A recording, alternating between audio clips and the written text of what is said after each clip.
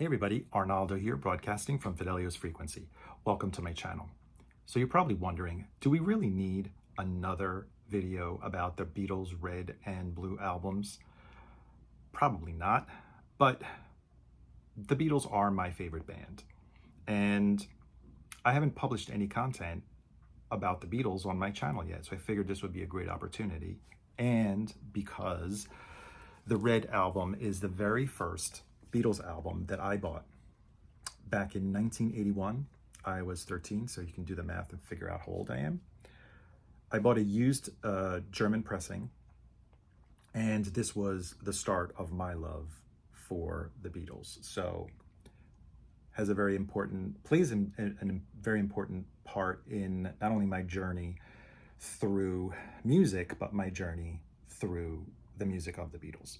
So starting off, I'm not going to do an unboxing. There's plenty of videos out there that go into the contents and show you more in detail the box and the sleeves and everything. But I did buy the website version, which is on red and blue vinyl, both included in this sturdy box. And I guess we'll start off with the Red album. The Red album, in addition to the original two records that were in the compilation, they added a third album of further cuts from the Beatles. And here's my first kind of, I don't want to say problem, but the digital version and the CD version both have all of the tracks, including the third additional album, in a chronological order, just like the original Red and Blue album. All the tracks were laid out in chronological order. Here, probably because it was an afterthought and it's easier to alternate and change track listing on a digital format or on CD because of production issues. It's a little more difficult when it comes to vinyl. There's longer lead times for the production of vinyl, so probably the lacquers had been cut to replicate the first two albums, and when the decision was made to add a third, they just cut a third album instead of resequencing everything chronologically and cut all three records again. So that is my first, I don't want to say problem, but the first thing I'd like to point out that I was a little disappointed in. Then I would like to point out that the packaging, it's nice, faithfully reproduced, but if we compare it to the Red album that came out in 2014, which had all the original songs on 2 LPs and cut from the original analog master tapes, which is this one right here, you can see with the glare that it is a high gloss cover jacket, whereas this one is a matte cover. Bang, I just hit myself. The original US was matte. The original UK, when it came out in 1973, was a glossy cover. Yeah, important factor is the reason why they're coming out is because they are celebrating the 50th anniversary of the original release of these albums. And so that is another thing that I noticed. The glossy could have been a nicer addition to this, which is just matte. And then if you look at the inners, we do get two, one for the red and one for the blue. We get these little essays on paper, double-sided, with pictures, and they do replicate the versions that came out in 2014 when it comes to the layout and the choice of the pictures. Of course, the essay is updated and is written by John Harris. And this is basically the only type of credits that are listed, and you got to read through it. It would have been nice if they had listed credits differently, or maybe reworked the artwork a little bit to be clearer on what we're getting. But they do say, he does say, John Harrison here, that these are all new remixes of the tracks that are on these 3 LPs. And some of them had already been remixed last year with the issue of the Revolver remix album. The remix was done, and just like all of the remixes on the Red and on the Red album, let's start with that first. We're done with the demixing technology that Peter Jackson, who produced the Get Back film documentary. The software is called MAL. It's machine assisted learning, and it allows the original tracks, because of the recording technology at the time. They only had 4-track recording equipment, and a lot of the elements of the overdubs and the instruments were inseparable for a modern day remix. The MAL software allows us, or allows whoever did it, to separate the different instruments, the different voices of the tracks that were originally baked into the 4-track tape, and allows a clearer, or a better, not even better, a different technology to remix the tracks. So that's the 2 leaflets on the inside. But I also noticed that although the new reissue does come with the inner sleeves that are nice, pretty thick, heavy cardstock, the 2014 reissues had very thick cardstock. I didn't weigh these, but you could totally tell the difference, that they used much better quality materials when they did the 2014 reissues of the Red album. Same thing applies also to the Blue album. But let's talk about the sound of what's in these compilations. So I have to say that the first 4 songs on here, which are Love Me Do, Please Please Me, From Me to You, and She Loves You, didn't do it very much for me. I think that the new versions, the remix versions, lack a little bit of the energy of the originals. Whether you compare it to the mono mixes or the mock stereo mixes, those versions had more bite. They had more energy. Here, the soundstage is presented in a more modern setting, and I think it detracts from the original charm that these recordings had when they came out. But apart from those first 4 tracks, and starting with track number 5, I Want to Hold Your Hand, it's a totally different world. I can say that this is just a general statement. Overall, the presentation, the soundstage, the clarity, the separation of some of the instruments, the remix definitely benefits the majority of these tracks. When you hear We Can Work It Out, it just opens up. It's a much, I don't want to say much beefier, but it's a much more organic sound. Same thing with Day Tripper, Norwegian Wood. Now, the important thing about why there's such a big fuss about the re-release of the Red album is because 7 of the 14 Rubber Soul tracks are featured on here, and it's rumored that that is going to be the next re-release or remix album in the Beatles catalog. And what a wonderful remix, in my opinion. Of course, this is always my preference, my personal opinion, based on what I listen to on my system or whether in headphones. So take this always with the grain of salt. I'm not an authority here. I can just express my opinions. And I find that all those Rubber Souls track sound fantastic.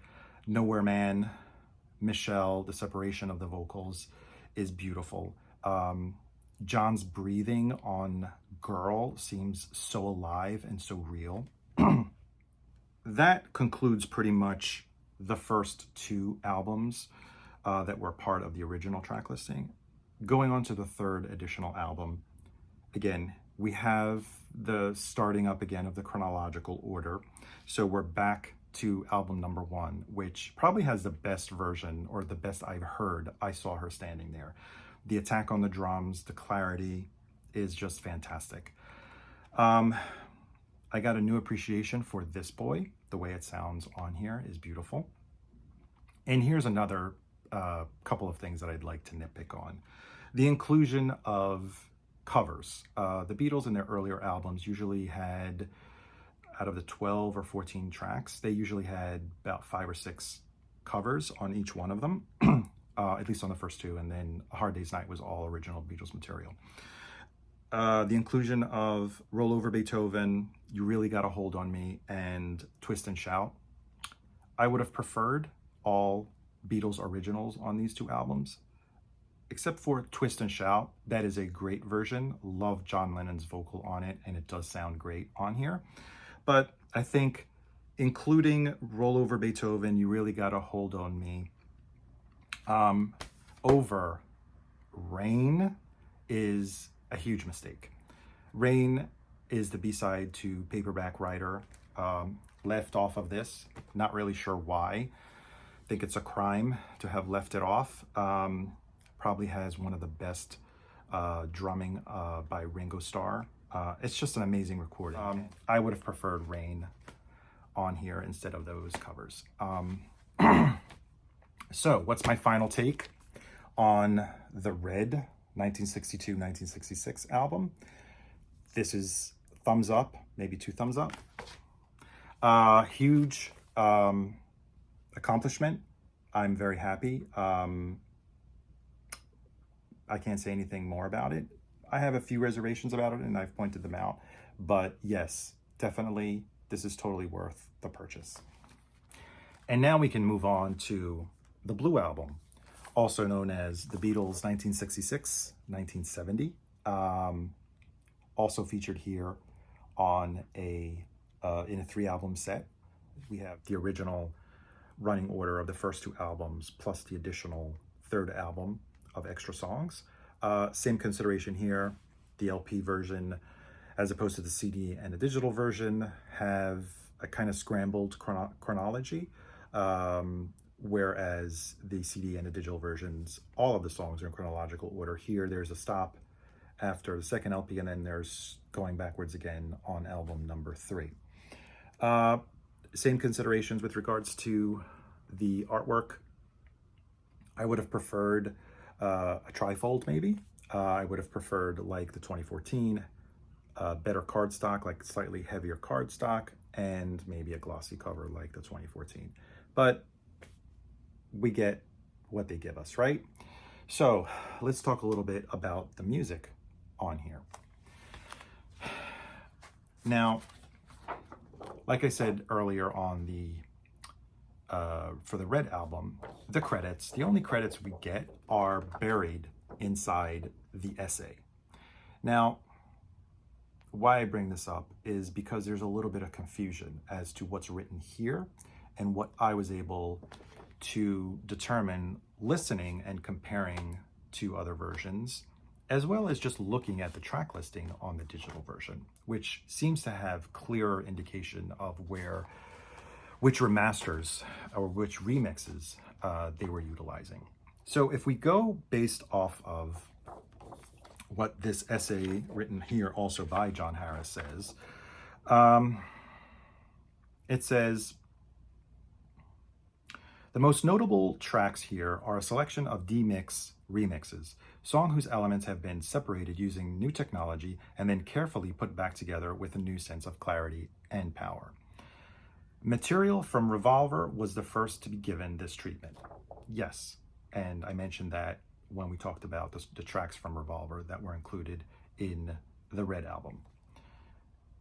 Now it has been joined by 3 tracks from Magical Mystery Tour.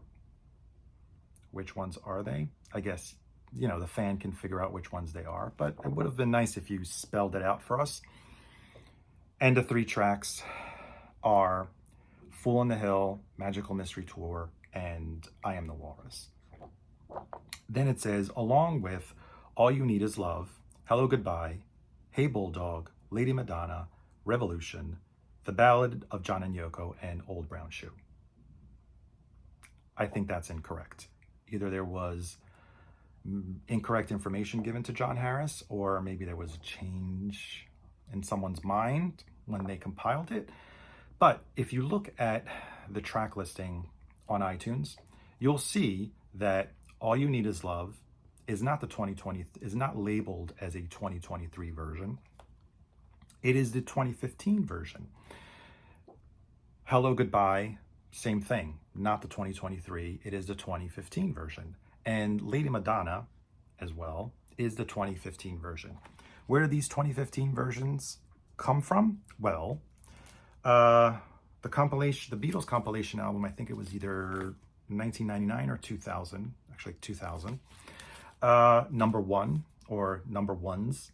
I have the first version of this that came out, which had, let's call them the George Martin mixes. This album in 2015 was later reissued utilizing remixes. And the 2015 songs that I just mentioned, those three that are labeled as 2015 remixes, but on the leaflet are said using the demixing technology, which didn't exist in 2015. So a little confusion there. I also listened to the 2015 mixes on, which is what is available now on the digital versions of the number ones. And they're the same ones that are on the Blue album. So a little bit of incorrect information on here, misleading. But let's get to the tracks that were remixed using the new technology. So Fool on the Hill is one track I wanted to highlight, which I think is probably the best one of the ones on Magical Mystery Tour that are featured on here. Fool on the Hill has Paul's vocal centered with all the instruments, the orchestration of the oboe, I think it was, and the piano and the little percussions that are there revolving, floating around his voice. And I think that is a nicer soundstage presentation than the one on the original Magical Mystery Tour. Then we have the other two tracks. I'll describe them. I can't tell you which one I prefer. Maybe I can, but it's not because it's better. It's just that it's newer, or I prefer the old one, or the charm's missing. Magical Mystery Tour, definitely wider soundstage. The bass is barely noticeable on the 2023 version compared to the original version. The notes on Paul's bass are soft. You can't hear them actually plucked or played, whereas you do hear them, they have more definition, the bass notes on the original. And the horns jump out a bit more on the 2023 remix, as well as the ending vocals when the chorus goes, or when the background vocals say, the Magical Mystery Tour is dying to take you away. Those are front and center, right up front, and you can hear them jump out at you. A little consideration about, overall, I noticed that the presentation of the bass. So a lot of people have commented on previous reissues of the Beatles. Paul told them to crank up the bass because he's the bass player. Actually quite the opposite on the remixes that are on here. I find that the bass is actually, although more present in terms of bottom end, the definition and the clarity of the bass lines is a bit lacking, or it's a little bit recessed. You can't really follow all of Paul's bass lines in, I want to say, a good part of, or let's say some of these tracks, remixes on here. So that's what I noticed overall.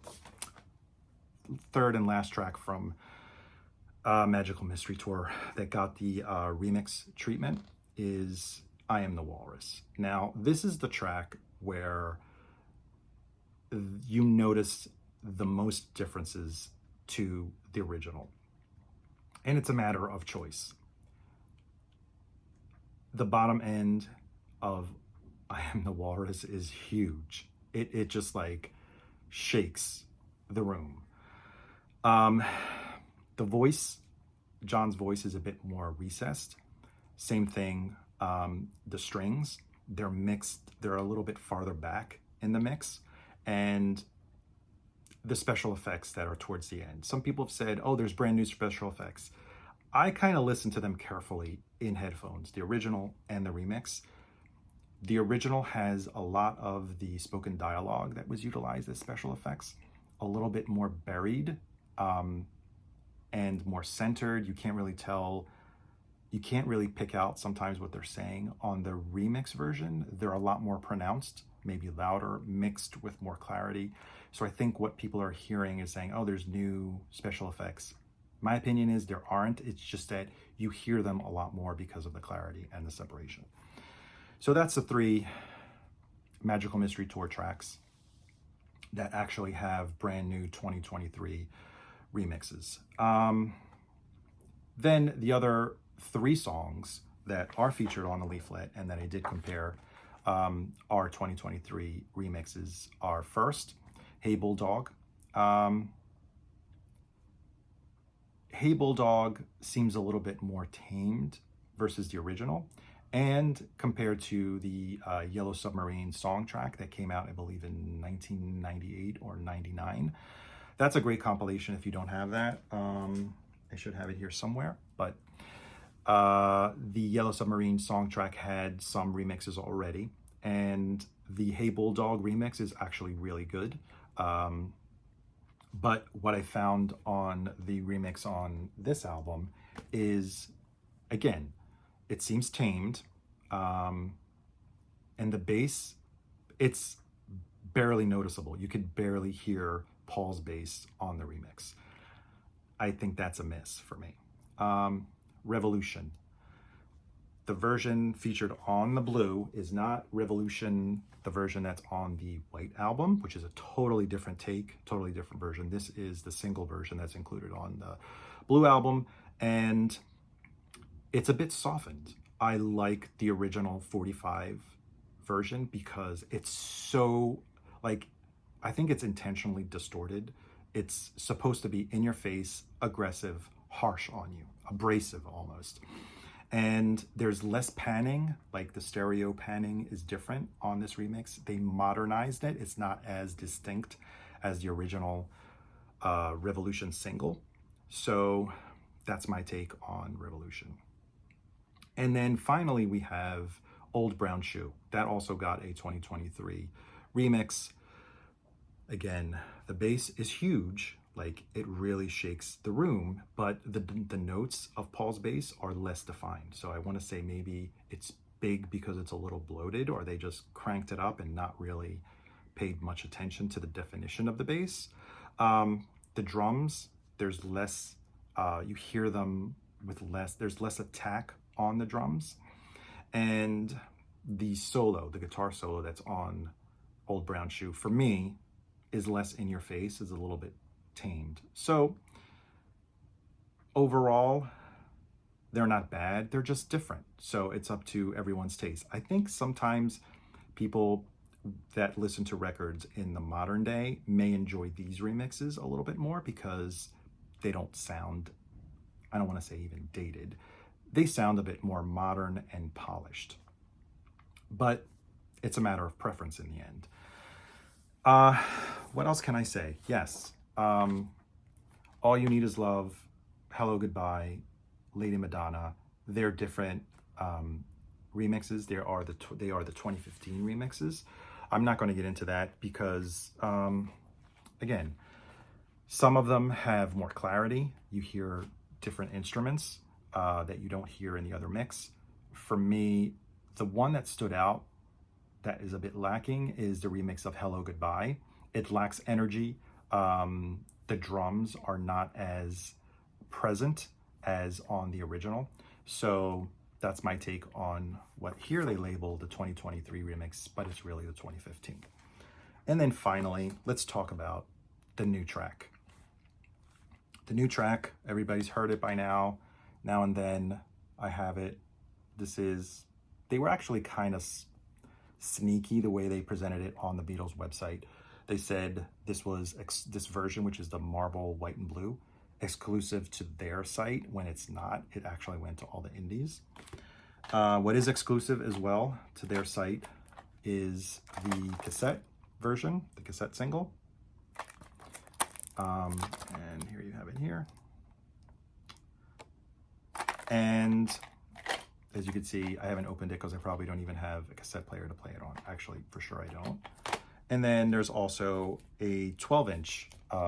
This is the Target version, which is an exclusive. It's a red variant. What do I think about, let's hold up the single.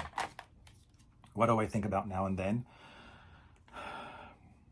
They did a good job with what they had with the original. I've heard the original demo and they worked wonders with John's voice. You could clearly hear his voice a lot better. I find the instrumentation that Paul, Ringo, and George added is very tasteful. The string section, not too pronounced, but I think it fits, in my opinion, I think it fits the mood of the track. So I do like Now and Then. Now, is it a better song than Free as a Bird and Real Love, which were the other two Beatles tracks that the other two John Lennon tracks that the remaining Beatles worked on before the anthology came out? I don't think Now and Then is as good as those two. That's just my preference. And here's the final thought. So the extra songs that they put on the Blue album, they're great choices. I will say there's enough running time and there's enough space on here that they could have included Free as a Bird and Real Love. They skipped over them and only added Now and Then. Maybe there is an anthology rework or repress because I believe they're out of print right now, in the works. But I think that kind of sums it up for now for both the Red and the Blue albums reissued by the Beatles. This was a long video. I hoped I was able to keep your attention and not bore you too much, but thank you so much for watching. If you like this video, please do not hesitate to click that thumbs up or thumbs down if you didn't like it. I'm sure I'll get some comments correcting me on a couple of maybe inaccurate things that I said.